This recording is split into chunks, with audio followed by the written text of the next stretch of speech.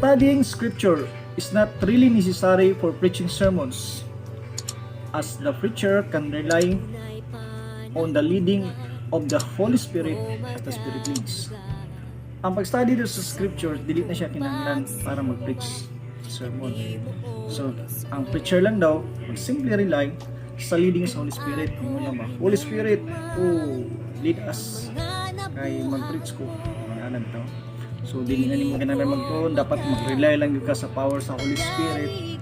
Kung mag-preach ka sa imong sermon, tama dili. Kinahanglan mo ka mag-rely sa Holy Spirit. Dili na ka kinahanglan magtuon.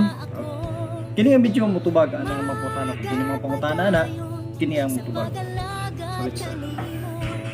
Sa pangutana nga studying scripture is not really necessary for preaching sermon, as the preacher can simply rely on the leading of the Holy Spirit. So dili na ko kinahanglan pa nga mobasa, kung pa sa scripture sa Bible.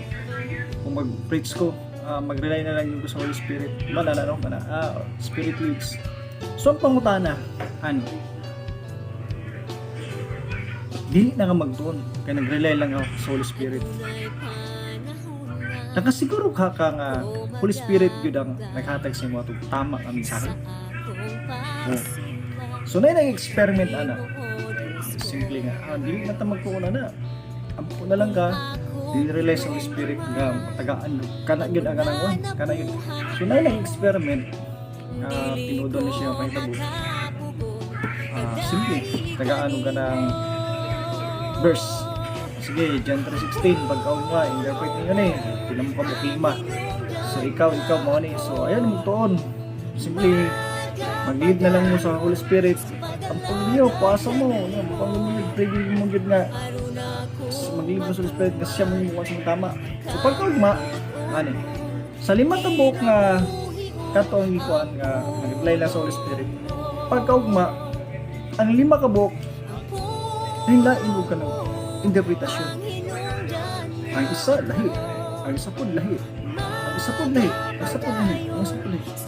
How comes, isa rin kang Holy Spirit, pero man lain man ang laha.